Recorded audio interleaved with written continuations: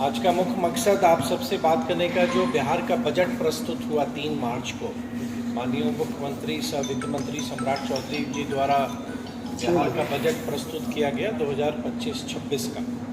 तो इस बजट के बारे में आप सबसे चर्चा करना चाह रहे थे और आज की इस बैठक में हमारे जिला के 20 सूत्री के जो उपाध्यक्ष हैं वो दोनों भी हैं, हमारे संगठन के जिला अध्यक्ष वो भी हैं और हमारे तमाम साथी सब लोग आपके सामने हैं। इस बार का बजट विशेष ऐसे है कि मुझको 2005 में अगर आप स्मरण करेंगे तो जब मुख्यमंत्री जी के नेतृत्व में पहली बार एनडीए की सरकार बनी, उस समय जो 2004-05 का बजट था, बिहार का बजट था, वो लगभग 23,000 करोड़ का था। और विगत 20 वर्ष में एक कठिन परिश्रम करके माननीय मुख्यमंत्री जी ने और उस समय के उप मुख्यमंत्री सह वित्त मंत्री आदरणीय सुशील मोदी जी के प्रयास से जो बिहार ने एक बेहतर वित्तीय प्रबंधन, एक बेहतर वित्तीय अनुशासन का पालन किया, उसी का परिणाम है कि आज बिहार का बजट 3,17,000 करोड़ हो गया।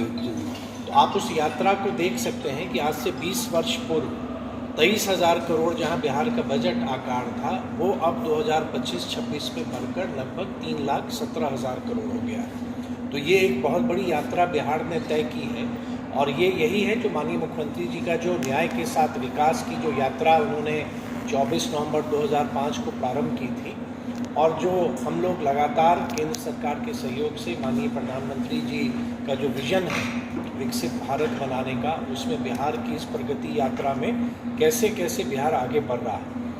आपको स्मरण होगा जो भारत सरकार का जो बजट पिछले वर्ष प्रस्तुत किया गया था और फिर इस वर्ष जो बजट पेश किया गया, उसमें भी बिहार के लिए बहुत कुछ मिला, चाहे वो आधारभूत संरचना के लिए हो, पर्यटन के लिए हो या उद्योग के लिए हो, फ्लड मैनेजमेंट के लिए हो।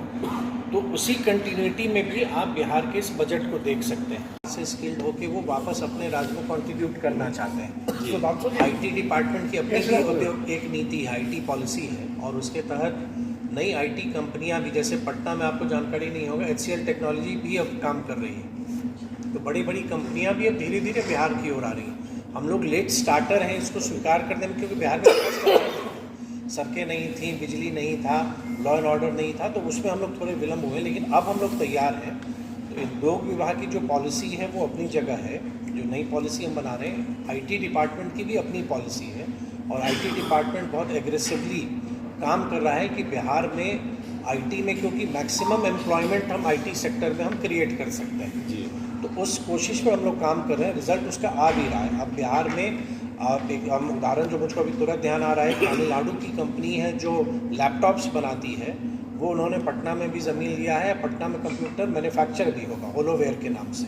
तो बहुत सारे ऐसे प्रोजेक्ट्स हैं। बहुत बड़ा डेटा सेंटर बन रहा है, जैसे एयरटेल ने भी लिया है, HCL का मैंने उल्लेख किया। एक टाइगर एनालिटिक्स है जो अमेरिका की कंपनी है, वो भी पटना में अपना ऑफिस सेटअप की है। ऐसा नहीं है कि प्रगति नहीं हो रही है, ऑप्शंस मिल रहे हैं और मुझको पूरा विश्वास है कि जिस विजन के साथ अब हम लोग काम कर रहे हैं, बिहार के युवाओं को बिहार में भी एक एम्प्लॉयमेंट अपॉर्चुनिटीज़ मिलेगा, क्योंकि निवेश से रोज़गार सृजन होता है, इन्वेस्टमेंट बढ़ेगा तो जॉब्स आएगा। एक दिन में आप भी जानते हैं कि ये एक दिन में बदलाव हम नहीं ला सकते हैं, लेकिन हमारी जो नीतियाँ हैं और बिहार का जो इंफ्रास्ट्रक्चर है वो बहुत बेहतर है। जैसे अपने ही गया की हम लोग बात करें तो सबसे बड़ा इंडस्ट्रियल कॉरिडोर और इंडस्ट्रियल टाउनशिप गया में बनने जा रहा है। तो वो पूरा टाउनशिप होगा जो आप बड़े बड़े राज्यों में, बड़े बड़े शहरों में आप देखते होंगे। उस टाउनशिप पर अब हम लोगों ने काम कर दिया है, जो औपचारिकताएँ थी उसकी पूरी हो गई हैं। तो जो भी इंडस्ट्री चाहेगा उसको हम लोग लैंड अलॉट करेंगे और आने वाले समय में बिहार के विभिन्न क्षेत्रों में हम लोगों ने नया लैंड बैंक भी बनाया है। तो आपकी जो भावना है वो भावना प्रत्येक बिहारी